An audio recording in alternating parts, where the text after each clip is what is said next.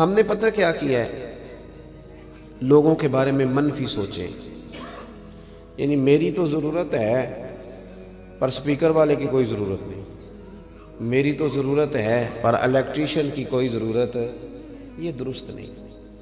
جو بندہ جس مقام پہ بھی ہے اس کی ضرورت کو محسوس کرے، اور اگر آپ کے ساتھ کوئی بندہ تھوڑی سی بھی نیکی کرے تو حل جزاء الاحسان الا الاحسان، نیکی کا بدلہ کیا ہے؟ مشکور زندگی گزارنے کی کوشش کریں۔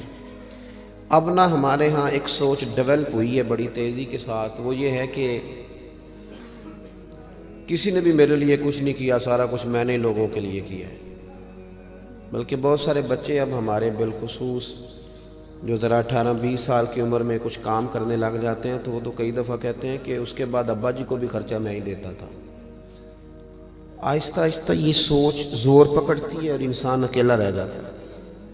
اللہ کے پیارے رسول صلی اللہ علیہ وسلم نے نا تشکر، شکریہ، احسان مندی، احسان شناسی، اس خوبصورتی پر بھی زور دیا ہے۔ فرمایا من لم یشکر الناس ولم یشکر اللہ، جس نے لوگوں کا شکریہ ادا نہیں کیا اس نے اللہ کا بھی کوئی نہیں کرنا۔ حضور پسند کرتے تھے تشکر کے جذبات، جزاک اللہ کے جذبات، خیر کے جذبات۔ یعنی اگر آپ کے ساتھ کوئی بندہ بھلائی کا کام کرتا ہے تو پھر کوشش کریں کہ آپ بھی اس کے ساتھ جواب میں نا اپنے بازو دیکھیں۔ مولا علی شیر خدا، شیروں کی باتیں شیروں کی طرح ہوتی ہیں۔ مولا علی کیا فرماتے ہیں؟ حضرت علی فرماتے ہیں جس استاد نے مجھے ایک لفظ پڑھایا، کتنا سبق بولیے گا؟ مانتے کوئی نہیں ویسے ہم لوگ اس بات کو، ہمیں تو جو سارا پڑھا دے وہ بھی ہمارا دل کرے تو استاد مانے، لیکن مولا کائنات فرماتے ہیں جس نے مجھے ایک لفظ پڑھایا، فرماتے ہیں وہ میرا استاد ہے۔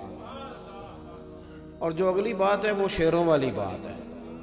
آپ فرماتے ہیں اگر وہ بندہ چاہے تو مجھے کوفے کے چوک میں کھڑا کر کے بیچ دے، میں استاد کے کہنے پر بکنے کو تیار ہوں۔ اتنی بڑی بات یاد، اتنی بڑی بات، حالانکہ مولا علی کے استاد ایک ہی ہیں جن کا نام محمد مصطفیٰ ہے صلی اللہ علیہ، وہ صرف مدینے والے محبوب کے شاگرد ہیں، اس سے زیادہ نہیں، لیکن وہ ہمیں سمجھانے کے لیے بتاتے ہیں، ہماری تعلیم کے لیے وہ بتلاتے ہیں کہ تھوڑا سا نا تشکر کا بھی۔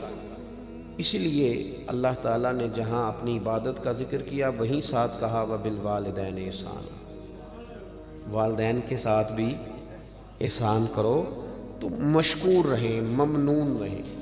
ہم جب بولتے ہیں تو یوں لگتا ہے کہ جیسے ان کا کوئی آگے پیچھے ہے ہی نہیں، اسی بندے نے ساری دنیا سنبھالی ہوئی ہے۔ یہ انداز ٹھیک ہے؟ آپ تھوڑا تھوڑا، اور یاد رکھیں دنیا میں بڑا ہوتا ہی وہ ہے جس کا کوئی بڑا ہوتا ہے، جس کا کوئی بڑا نہ ہو وہ بڑا۔ اسی لیے میں اکثر کہتا ہوں کہ چودھری صاحب کا پیر کوئی نہیں ہوتا، کیونکہ وہ اپنے سے بڑا کسی کو مانے گا تو پیر پکڑے گا نا۔ پڑھے لکھے لوگوں کا بھی پیر ہے، آج کل مذہبی لوگ بھی، خطیب، واعظ، نعت خان، نقیب اللہ ماشاءاللہ، ان کا بھی پیر نہیں ہوتا، سب کی بات نہیں کرتا، اس لیے کہ کیڑا ہاتھے چڑھ گیا وہی سیدی مرشدی، ختم ہو گئی بات۔ کون مطلب کسی کو باقاعدہ مانے؟ اور ویسے بھی جو میری طرح کے لوگ ہوتے ہیں مرید نہیں ہوتے، وہ سیدھے سیدھے خلیفہ ہی ہوتے ہیں، وہ زیادہ آسان کام یہی ہے۔ اور پڑھے لکھے لوگ بھی یہ کام نہیں کرتے۔ اور تیسری بات، جس کے پاس 4 پیسے آ جائیں وہ بھی کسی کا احسان ماننے کو تیار نہیں ہوتا، کسی کو اپنا بڑا ماننے کو تیار۔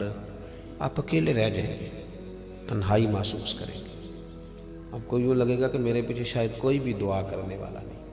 اپنے ماں باپ کا، ایک شاعر نے کہا تھا کہ اب بوڑھا ہو گیا ہوں، کہیں جاتا ہوں تو دعائیں بھی ساتھ لے کے جاتا ہوں، ہمارے کچھ گناہوں کی سزائیں ساتھ چلتی ہیں، ہمارے کچھ گناہوں کی سزا بھی ساتھ چلتی ہے، اب میں اکیلا نہیں چلتا، دوا بھی ساتھ چلتی ہے، دوائیاں بھی ساتھ چلتی ہیں۔ کہنے لگا ابھی زندہ ہے ماں میری، مجھے کچھ بھی نہیں ہوگا، میں گھر سے جب نکلتا ہوں تو دعا بھی ساتھ چلتی ہے، میں گھر سے جب نکلتا ہوں دعا بھی ساتھ چلتی ہے۔ تو اخلاقی قدروں پہ ضرور توجہ فرمائیں۔ اللہ تعالیٰ توفیق عمل عطا فرمائے۔